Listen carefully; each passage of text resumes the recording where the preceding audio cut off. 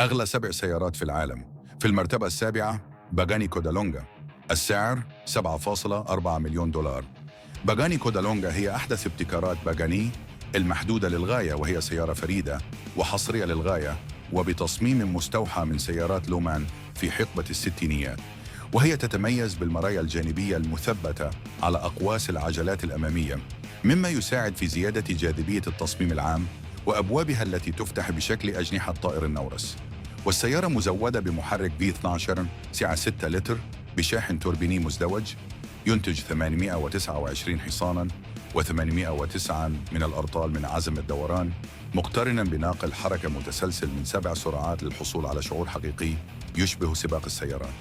في المرتبة السادسة مرسيدس مايباخ إكسيليرو، السعر 8 ملايين دولار.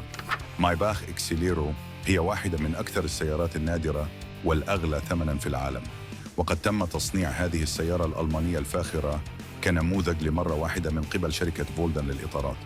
وتأتي السيارة بمحرك سعة 6 لتر من 12 أسطوانة بشكل حرف V، وبقوة 690 حصاناً، قادراً على إيصال هذه التحفة الفريدة إلى سرعة تصل إلى 350 كيلومتراً في الساعة. في المرتبة الخامسة بوغاتي شينتوديتشي، السعر 9 ملايين دولار.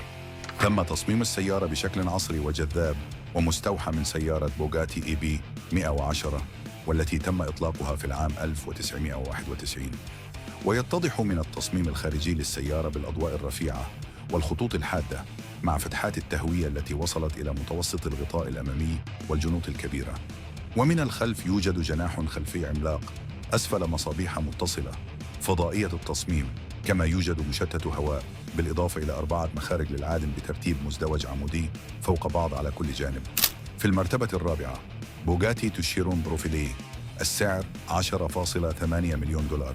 تتميز بتصميم أكثر أناقة وانسيابية، وتحتوي بروفيليه على شبكة أمامية أكبر ومداخل هواء أمامية أوسع من قاعدة تشيرون الأساسية لاستيعاب المزيد من الهواء لتبريد المحرك الكبير. وتتميز بروفيليه بقوة محرك تبلغ 1476 حصاناً، وهو الشائع في مجموعة شيرون، ويتميز بجسم فريد يساعد على فصله عن بقية المجموعة. في المرتبة الثالثة رولز رويس سويبتايل.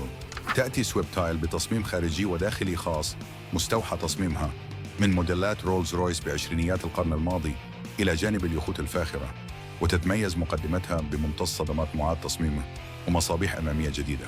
وبسعر ضخم بلغ 13 مليون دولار، كانت السيارة في وقت ظهورها الأول أغلى سيارة جديدة على الإطلاق، وقد تم تجاوز سعرها منذ ذلك الحين. لكن السيارة الفاخرة التي تبلغ قوتها 453 حصاناً لا تزال الأشهر بين السيارات العصرية. في المرتبة الثانية بوغاتي لا فواتور نوار، السعر 18.7 مليون دولار. بوغاتي لا فواتور نوار هي سيارة نادرة جداً، فهي تجمع بين التصميم الأنيق والتكنولوجيا المتطورة والرفاهية المذهلة. وتأتي السيارة بمحرك رباعي والذي تبلغ سعته 8 لتر، وقوة المحرك تبلغ 1479 حصاناً، وعزم دوران المحرك يبلغ 1600 نيوتن للمتر، مع وجود إطارات للسيارة رائعة الشكل والتصميم وقوية المتانة. وهي مزودة أيضاً ب6 أطراف عادم، وتميز التصميم الخاص بها بإضاءة عملاقة في الخلف توضح اسم العلامة التجارية للسيارة. في المرتبة الأولى رولز رويس بوت تيل. أصبحت السيارة رولز رويس بوت تايل منذ طرحها بالأسواق أغلى سيارة في العالم، حيث بلغ سعرها 28 مليون دولار أمريكي. وتتمتع السيارة بدرجة عالية جدا من الفخامة، بتصميم خارجي على شكل يخت كبير وتشطيبات راقية مخصصة في الداخل، وحتى جناح استضافة مع ثلاجة ومظلة شمسية مدمجة.